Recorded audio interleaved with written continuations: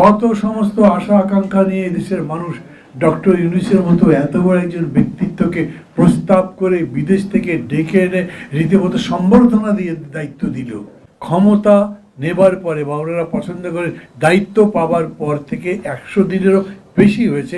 এই সময় যদি হিসাব করেন তাহলে আমাদের মধ্যে, মানুষের মধ্যে আশা তেমন সঞ্চার করছে না।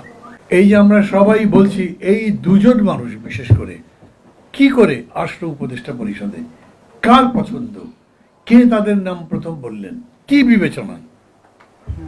এত বড় অভ্যুত্থান, এত রক্তদান, কতগুলো বছর ধরে সংগ্রাম, কিন্তু প্রধান কাজ কি আপনার? প্রধান কাজ হচ্ছে আপনি গণতন্ত্র নির্মাণ করবার জন্য একটা গ্রহণযোগ্য নির্বাচনের ব্যবস্থা করবেন। আপনাকে রোডম্যাপ দিতে হবে। আপনি বলবেন না আপনার এই সংস্কার করে নির্বাচনে যেতে কতদিন লাগে?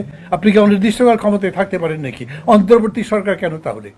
অন্তর্বর্তী সরকার মানেই হলো একটা সরকার থেকে আর একটা সরকারে যাওয়ার মধ্যেকার সময়। আমাদের লক্ষ্যটা কি ছিল? এত বড় জীবন দেওয়া লড়াই কেন হলো? কারণ সবাই চেয়েছে বাংলাদেশটা বদলে যাক।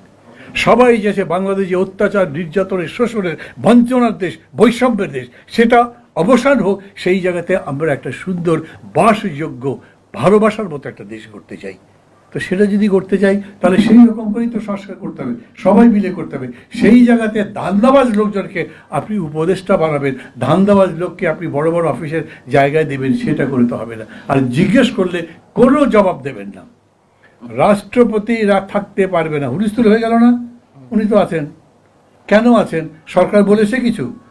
আছেনই কেন আর চলেই যাবেন কেন? কিছু তো বলেননি। ঠিক একইভাবে এই যে উপদেষ্টাদের কথা বলছেন, এই উপদেষ্টাদের নিলেন কেন, কি কারণে, কিচ্ছু বলতে পারেননি।